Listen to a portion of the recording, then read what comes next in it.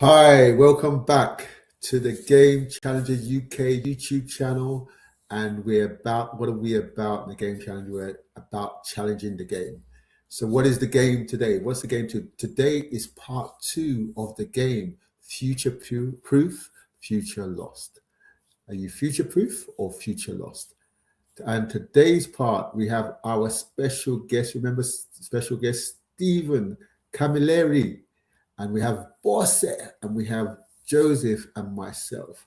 And what are we going to talk about today? It's going to be amazing, because last time we talked about, and if you haven't seen part 1, go back to part 1 before you watch this. Last time we talked about what's changing in this world of the emerging technologies, AI and so on. And guess what? Now we're looking at who will rise to the occasion, who will fall, and how can you avoid being replaced by technology. So that's what we're going to do today. But before we go into the studio, I'd like to just say, please like, subscribe, comment, and also, before we get started, share with as many people as you can. So like, subscribe, and comment. And we're going into the studio. Will you rise? Will you fall? Will you avoid being replaced by technology? And that's me. Over to the studio. Let's go. Yeah, so who's going to rise and who's going to fall? And sorry, Stephen, our special guest. I'm going to ask you a question first. Yeah. Now, who do you think survives this disruption? Is it better? Is it the employee or the employer or the owner of the companies?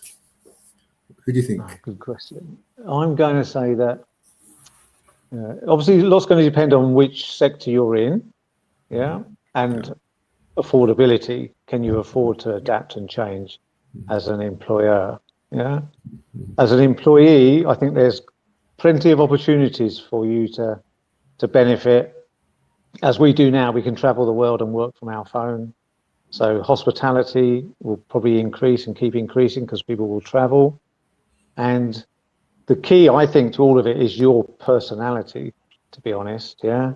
If you can improve on your own soft skills, as you said, if you can be out there, engaging, polite, come across that you know your sector really well, I think that will create opportunities and employment for you. Great. Personally. Great. Thanks for that. Bosse, what do you say? Whose roles are most exposed right now? Whose roles? Which roles? Yeah, I think as Joe mentioned, the roles if we look at the industries, the roles that involve roles like admin roles, clerical jobs, any jobs that involve cognitive cognitive characteristics. So even like software developments, legal industry, all those roles, the AI can actually assist or can be used for, are affected. So it's not just it's not just the low skill jobs, it's even, you know, some of the high skill jobs that require a lot of expertise where AI has been used in the workflow. So I think a number of roles are exposed. It's the repetitive roles as alongside all the roles that involve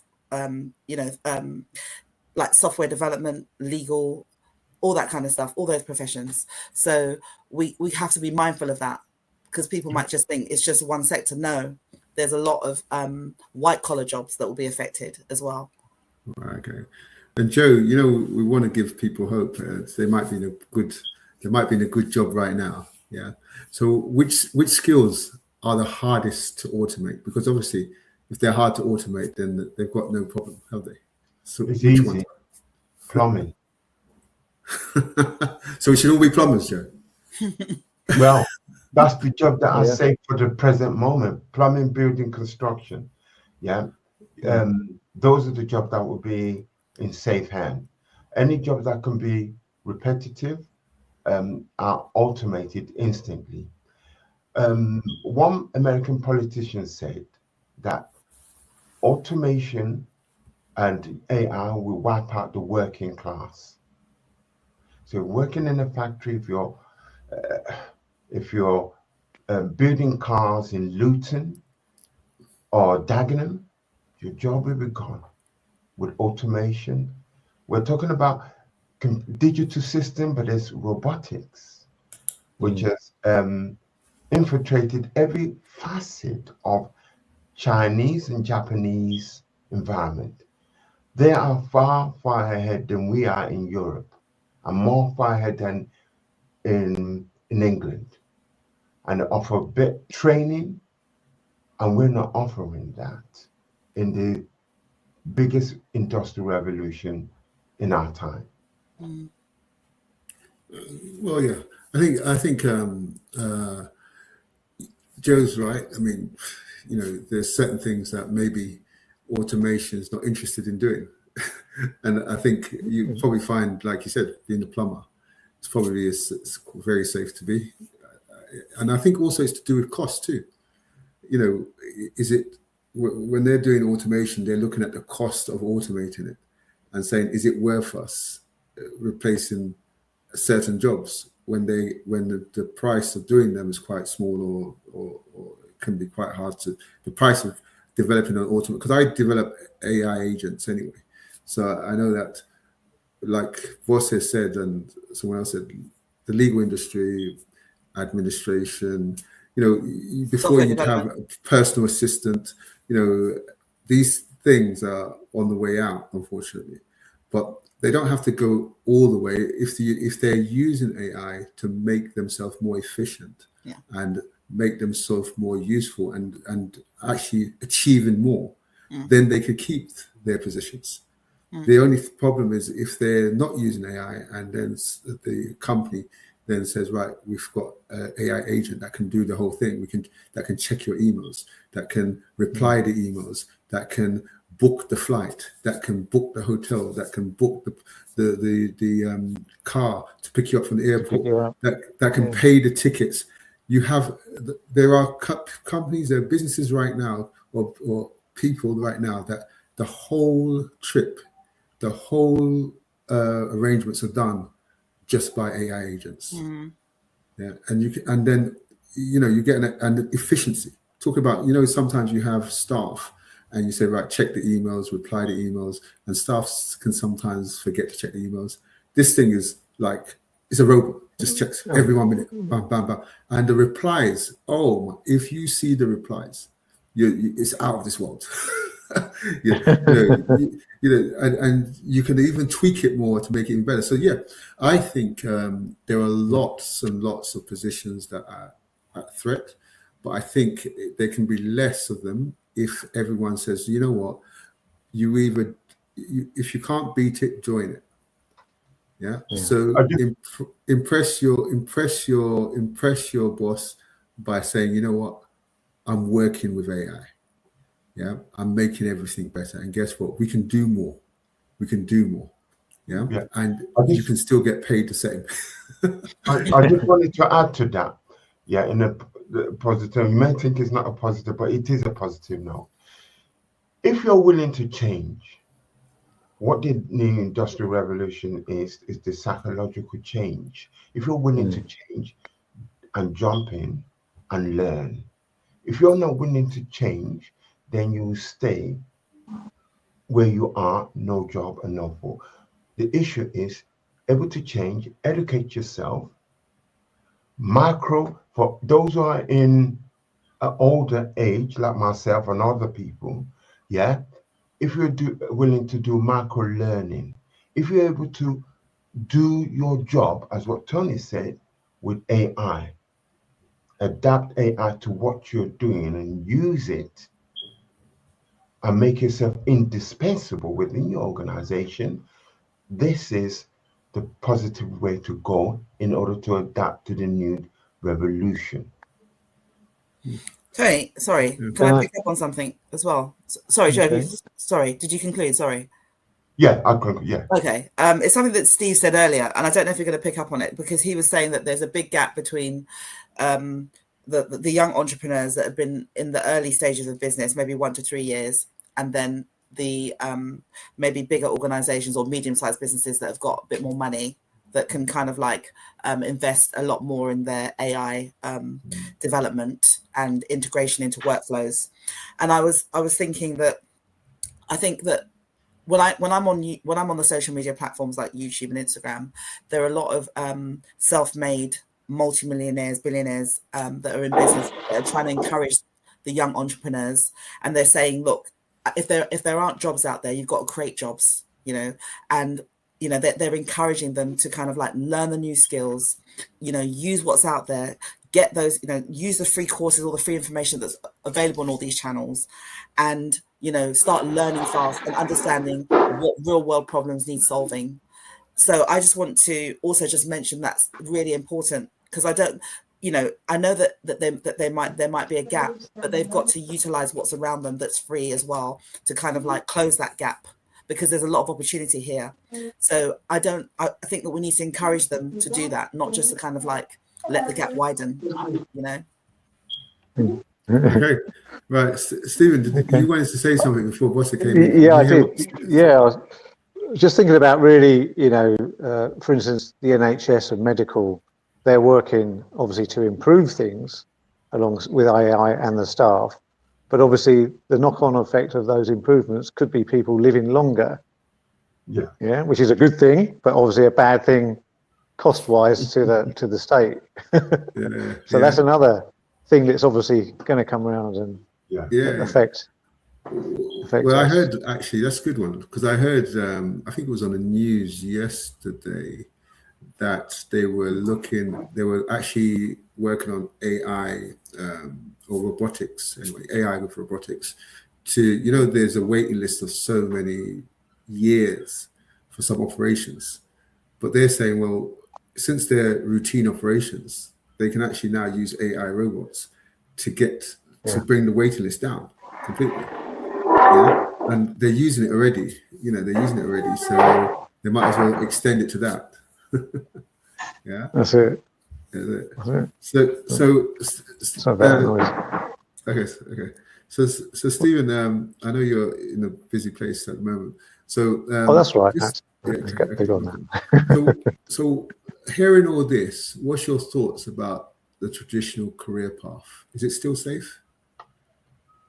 Oh, is anybody being trained in plumbing? I don't know. You know, this is apprenticeships need to come through and get those skills, and I totally agree with the plumbing scenario and those skills that need someone to visit somewhere to build something and repair something.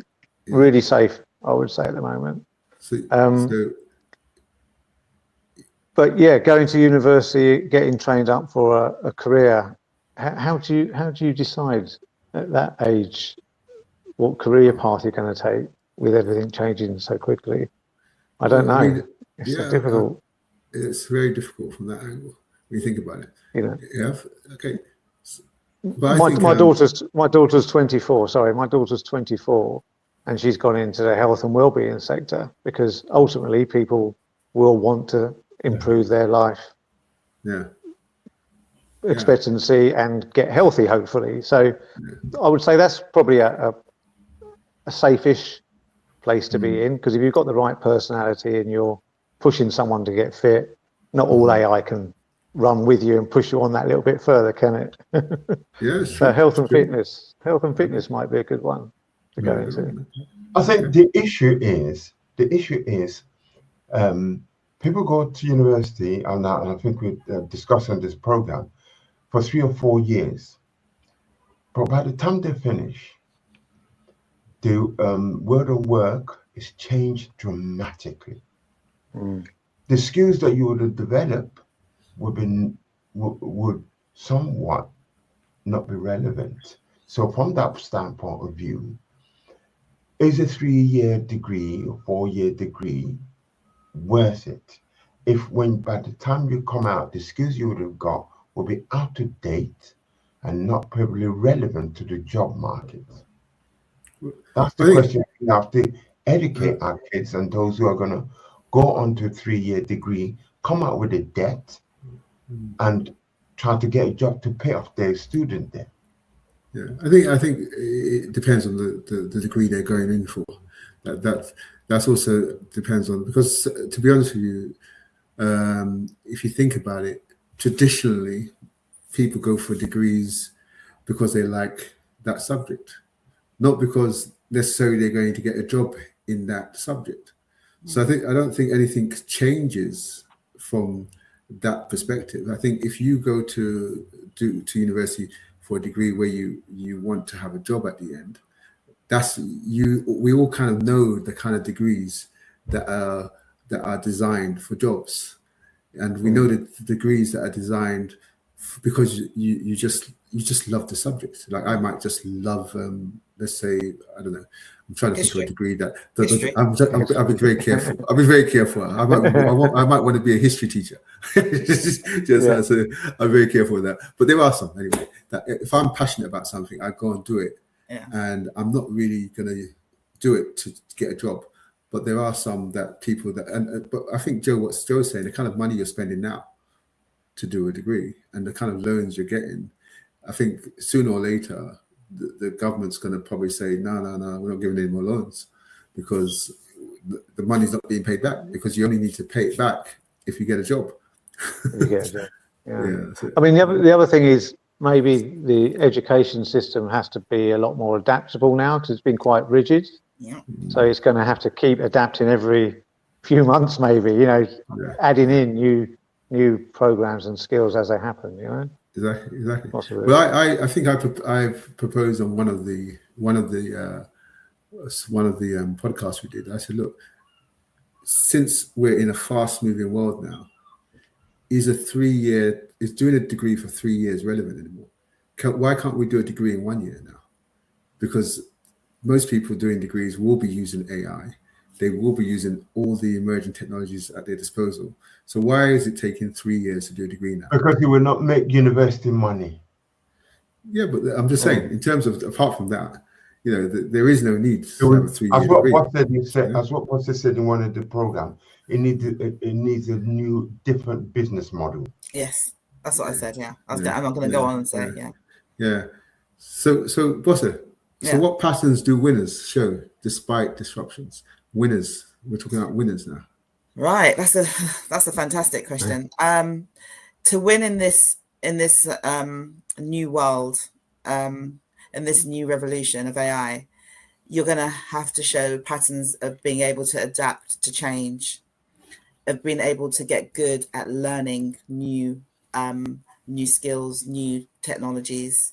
And you've got to be also have good problem solving and critical thinking skills, because those are going to be the things that employers home in on, because obviously AI is the expert. You no longer have to be the expert, but you do need to be able to show that you're innovative, you can adapt to change, you're good at learning and exploring these new technologies and implementing them. So the people that are going to win are the people that show those kinds of skills. I'm just trying to think if there's other ones that I probably have missed, but you kind of get the gist. Yeah, I get the gist. I mean, so just picking up on just looking at everything that we're all saying, just looking at it, AI or what we can say emerging technologies or technology doesn't actually replace people, from what I'm hearing. Yeah, it only replaces people who don't adapt. So would I be correct in saying that, based on what we have been saying? Well, won't or can't adapt, and that won't or don't adapt. yeah. So some people they have their old ways of doing it. I mean, some people say, you know what, I'm not using AI because I think whatever, I'm doing it the way I do it all the time, and companies can put up with that until a certain point when their competitor is using AI, and now their competitors actually producing better products and at a lower cost, then it affects the companies not using it. And I think just coming back to what Stephen has just said, I think Bose mentioned it, Stephen mentioned it. So I just want to come back to that, whereby we're talking about the larger companies are having more of an advantage of using AI, and the smaller ones with less workers or employees, obviously the cost of it.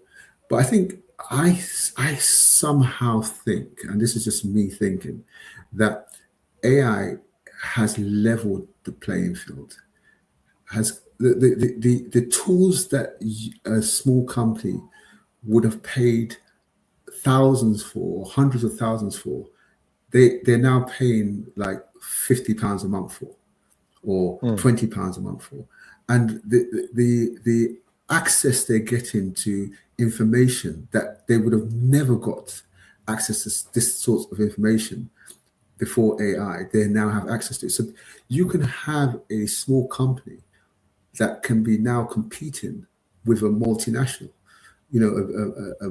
international company, provided they know what they're doing, and they've got their goals and their vision and their mission sorted out. I don't know whether you agree with that or disagree with that.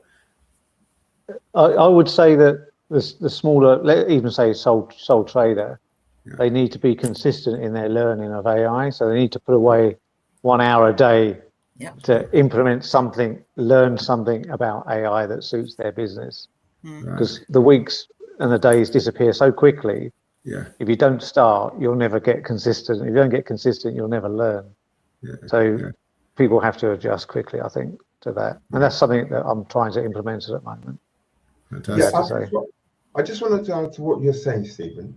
There's a course I run called the ISO 42001. These are the governance that every sole trader, SMEs, has to adapt for international trade. Have you heard of that one, Stephen? Yes, I've heard of the ISOs, Yeah, the ISOs.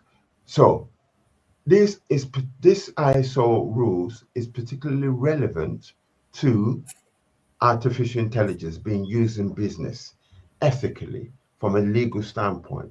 So if you're trading in Europe, you need to have an ISO standard. Okay. If you're using their product, if you're developing product that you're going to sell, or developing services that you're going to provide for European Union, for European or international America. These are the knowledge that businesses that want to trade globally need to. It is quite in demand now. I do provide training for that. It's in demand. This ISO 42000 is related to artificial intelligence, being able to use the artificial intelligence ethically. So Joe, just coming to this point, so are you saying that there are people that need to go into this, to be doing this, to be looking at roles related to that? Because I'm trying to work out, because obviously we're looking at future-proof, future lost. So we need to find out, we've got to be careful about going too much into depth with what companies do and don't do, and more into what is it for the people. We're here for the people. What I'm just giving you. No, it's all right. I'm just asking. What I'm trying to say to you, AI is an impact individual as well, not just for jobs, individual businesses, everyone. It permeates every community. Everything we're doing now, it permeates that. We can't and it's been around longer. Only it has developed to such an extent that's having a massive impact in health, in government, in politics, in everywhere. We cannot avoid it. It's not just for individual. If it affects enterprise, sole trader, it affects economic, that means it affects individual. So we cannot avoid that or isolate that. What the Europeans and international say is we need rules governing. Government may not make legislation. They may give it a freedom, but that poses danger in itself to do everything you want to do in relation to artificial intelligence. Okay, Joe. But we want you to. Let me just finish, please. But we want you to have rules in which you engage with us. You sell us services, and are you following that rule? Just like data protection. Okay. I think that's clear. That's clear. I think what we need to do is move on to the next section. Oh, do you want to say something, Stephen, on that? No. I was just moving my phone. Okay. Just. Thank you, Joseph. Thank you, Joseph. I mean, I think now we move on to a very important part, which is how do you future-proof yourself? All right, yes, let's pause there, yes. Wow, wow, wow, that information. Remember, well, how do you feel? How do you feel? How do you feel? Do you feel that you're rising? Do you feel that you're falling and you need us help rising? Do you feel that you've found a way of how to avoid being replaced by technology? Well, guys, we're here for you. We're here for you. You heard Stephen. Stephen said some amazing things, dropped some amazing nuggets. Joe forever bantering with me and putting his point across, forcing it if he needs to. And Boss it, the data is so amazing, so useful for this. Remember what we just talked about. This is the end, obviously, part 2. And what we talked about is who will rise, who will fall, and how to avoid being replaced by technology. And I hope you've enjoyed it. And if you have enjoyed it, please like the video. If you want to share it with people, please click on share. If you want to follow us, subscribe. If you want to be notified when our next video comes out, click on notify. But the most important part is comment. We love your comments, good, bad, or ugly. Now, the next part, gripping ourselves for the final part with Stephen again and Bosse and Joe. The next part with our special guest, Stephen, is going to be, what's it going to be? Are you future-proof? What does that mean? You'll know in the future how you're future-proof. So what I like to say, until the next one, like, share, and subscribe. Share this with 10 people to get them ready for the next one. And that's me, Tony. Tony, over and out.